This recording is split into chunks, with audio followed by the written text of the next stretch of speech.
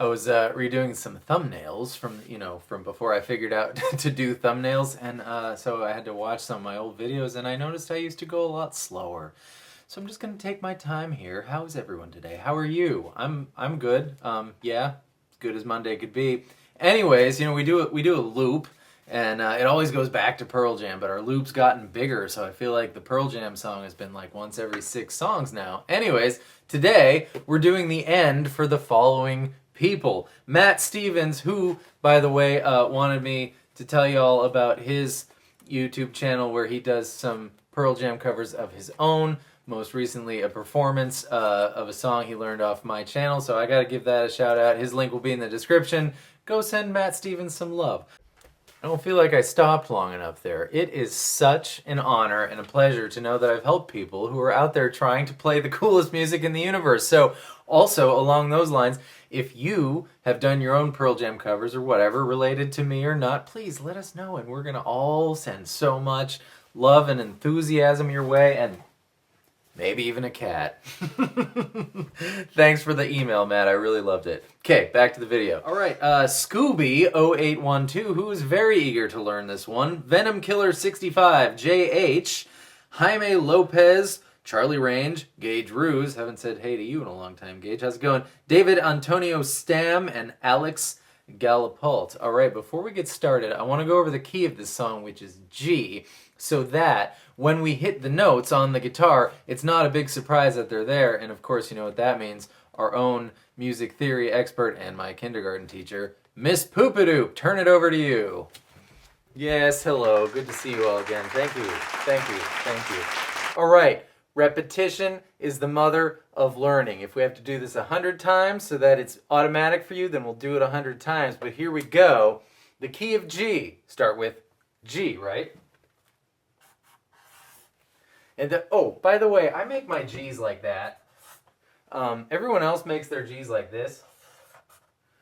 I think maybe, Kara, this is a question for you. It's because I went to 1st and 2nd grade in Canada. So when I was learning to write, maybe that's a Canadian thing. Kara, can you confirm or deny?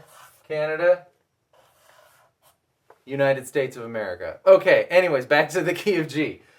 Yeah, so the rule at play here is we start with our root, which is, the letter of the key, whatever it is. It's G for us. And we go whole step,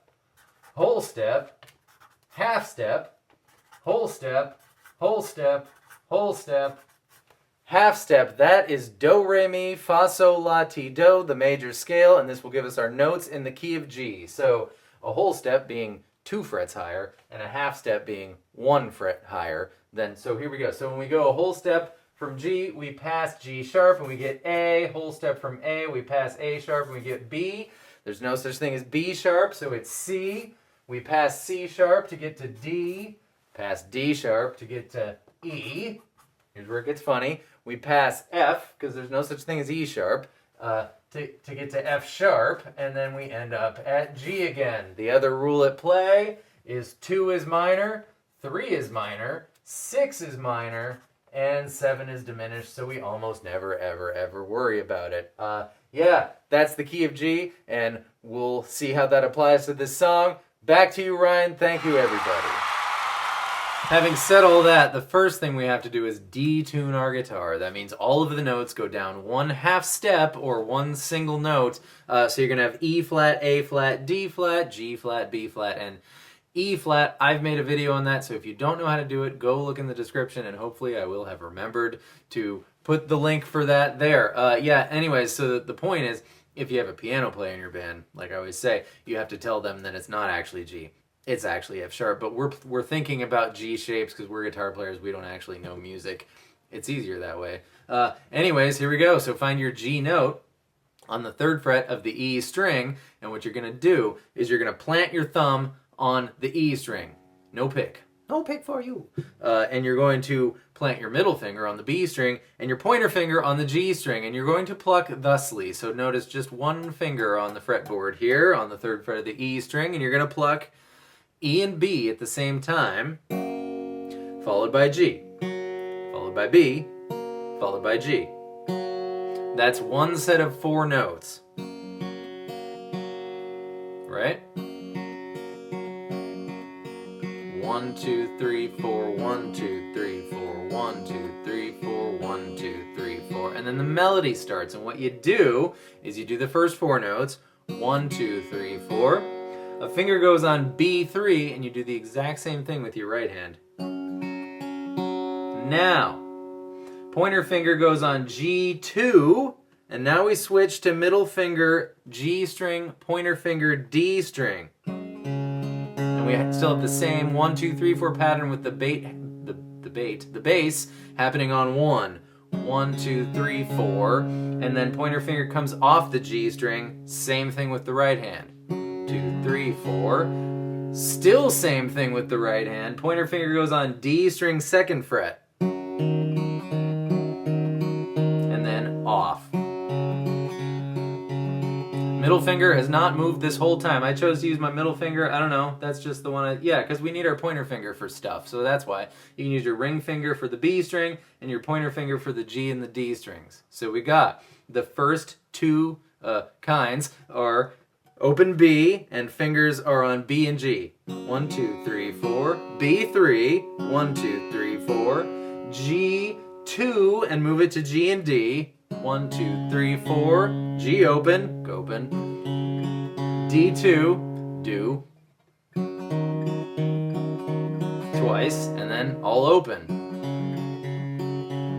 And all of the kinds after the first 2 have been on the G and the D string. And the weird thing to do is resist the temptation to pluck the D string before the G string when we have our pointer finger on D2, because it's like the melody note, but it comes 2nd and 4th in the little plucking pattern. Yeah, so one more time, and then we're gonna take a break and move to the chorus.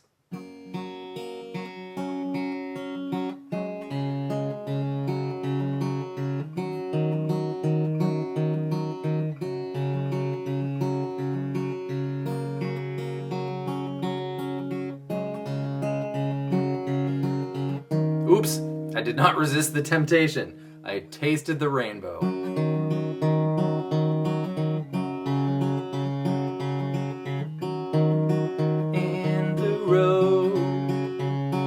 And you can kind of hear for yourself where he just hangs. All right, chorus coming up next. Don't move, I'll be right back.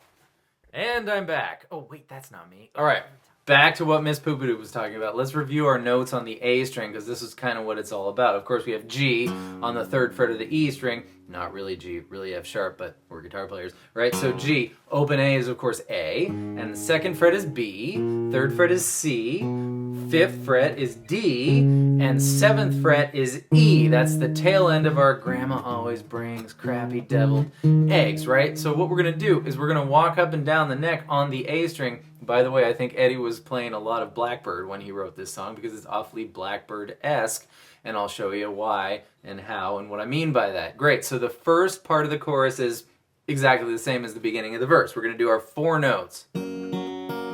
Okay, now we're gonna put our pointer finger on the B string 1st fret. That's a C note, and we're gonna play low E also. So we got B and G with our little ding-dongs, and the open E string. And then we're gonna be A2, B3. That you might recognize from when you play your B minor bar chord. And here we have a B root, a Beirut, and the difference between B minor and B major bar chords are the B string is either 4th fret or 3rd fret. So if I were to tell you that the note that's different between major and minor chords is the 3rd, which, you know, for instance, in G is B, if you remember from the sheet there, then you can deduce that the 3rd is the note on the B string, because that's the one that changes between the major and the minor chord. So here we have a root and a minor 3rd, because we know that B is minor, because we know our key of G. Great, where was I? G, C with an E in the bass, and then B minor, but just the root and the 3rd, and we're gonna do the open G string also. That's always gonna work because we're in the key of G, so the G note always works. We could be fancy and call it a B minor,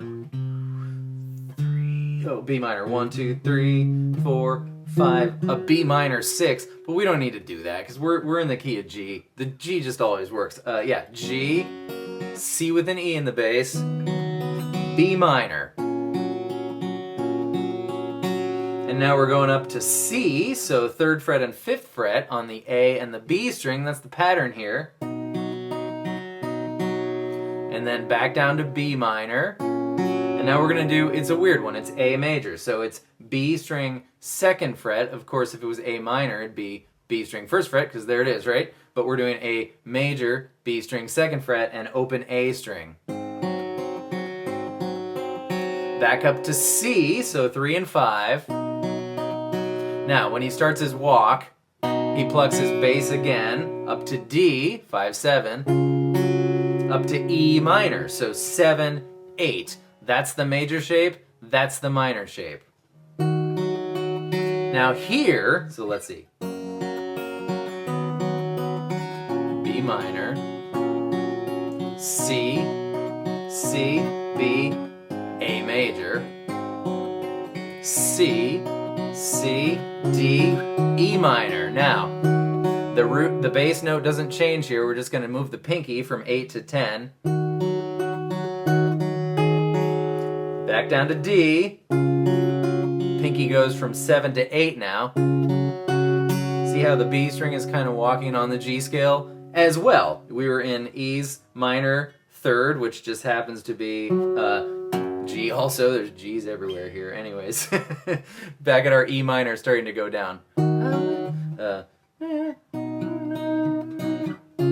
E minor, 10th fret, D, 8th fret, C. Now, this is really cool. He starts to alternate between C and A in the bass. He goes.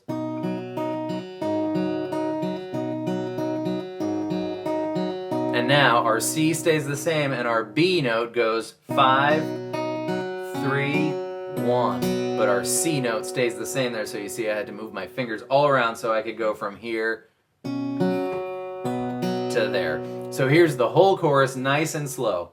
G, C with an E in the bass, B minor, C, B, A major, B string 2nd fret, C, oh, you know what, that's probably A minor with an E in the bass. That's not C with an E, but you can't tell unless you sort of like knew the intention. Oh god, now I'm lost.